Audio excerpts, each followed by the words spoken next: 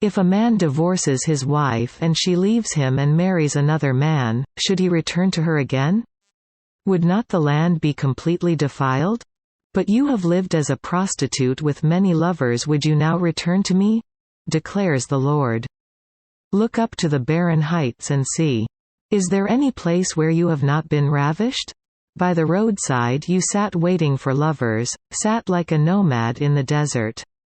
You have defiled the land with your prostitution and wickedness. Therefore the showers have been withheld, and no spring rains have fallen. Yet you have the brazen look of a prostitute, you refuse to blush with shame. Have you not just called to me, my father, my friend from my youth? Will you always be angry? Will your wrath continue forever? This is how you talk, but you do all the evil you can. During the reign of King Josiah, the Lord said to me, Have you seen what faithless Israel has done? She has gone up on every high hill and under every spreading tree and has committed adultery there. I thought that after she had done all this she would return to me, but she did not, and her unfaithful sister Judah saw it. I gave faithless Israel her certificate of divorce and sent her away because of all her adulteries. Yet I saw that her unfaithful sister Judah had no fear, she also went out and committed adultery. Because Israel's immorality mattered so little to her, she defiled the land and committed adultery with stone and wood. In spite of all this, her unfaithful sister Judah did not return to me with all her heart, but only in pretense, declares the Lord. The Lord said to me, Faithless Israel is more righteous than unfaithful Judah.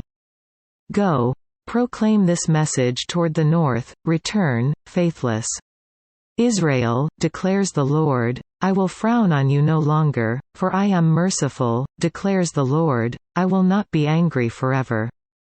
Only acknowledge your guilt, you have rebelled against the Lord your God, you have scattered your favors to foreign gods under every spreading tree. And have not obeyed me, declares the Lord. Return, faithless people, declares the Lord, for I am your husband. I will choose you one from a town and two from a clan and bring you to Zion. Then I will give you shepherds after my own heart, who will lead you with knowledge and understanding. In those days, when your numbers have increased greatly in the land, declares the Lord, men will no longer say, the Ark of the Covenant of the Lord. It will never enter their minds or be remembered, it will not be missed, nor will another one be made. At that time they will call Jerusalem the throne of the Lord, and all nations will gather in Jerusalem to honor the name of the Lord. No longer will they follow the stubbornness of their evil hearts. In those days the house of Judah will join the house of Israel. And together they will come from a northern land to the land I gave your forefathers as an inheritance. I myself said, How gladly would I treat you like sons and give you a desirable land. The most beautiful inheritance of any nation. I thought you would call me, Father, and not turn away from following me. But like a woman unfaithful to her husband, so you have been unfaithful to me, O house of Israel, declares the Lord. A cry is heard on the barren heights, the weeping and pleading of the people of Israel. Because they have perverted their ways and have forgotten the Lord their God. Return, faithless people, I will cure you of backsliding.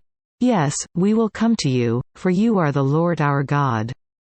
Surely the idolatrous commotion on the hills and mountains is a deception, surely in the Lord our God is the salvation of Israel.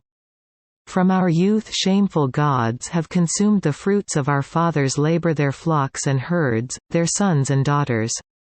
Let us lie down in our shame, and let our disgrace cover us. We have sinned against the Lord our God, both we and our fathers from our youth till this day we have not obeyed the Lord our God.